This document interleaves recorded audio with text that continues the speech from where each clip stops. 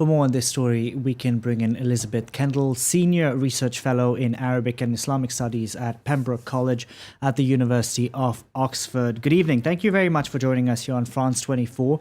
Now, the Houthis based in Yemen say they carried out this attack, but officials over in Saudi Arabia say they were attacked from either Iran or Iraq. Who do we believe in such instances? I think we do need to wait for the investigation to be completed before we say where precisely these attacks came from. But I think what we do know, whether they came from Syria or Iraq or indeed even Iran in the north, or whether they came from the Houthi rebels in Yemen, it's very hard not to see the hand of Iran behind them. I think that's the point that the US administration is making.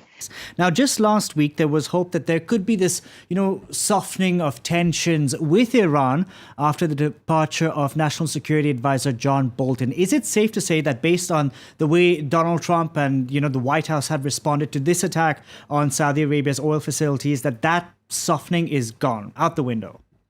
I think the departure of Bolton really signaled to the world that Trump isn't keen on war with Iran.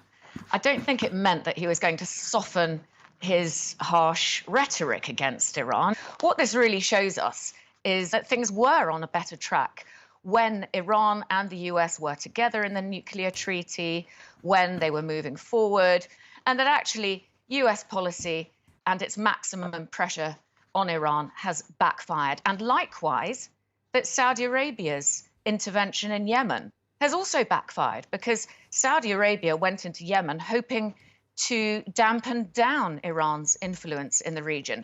4.5 years later, in a war that seems unwinnable, Iran's influence in Yemen has grown. There are now undeniable links between Iran and the Houthis, links that are stronger now than they were when the war began in 2015. Now, the White House has issued a clarification to Donald Trump's locked and loaded tweet.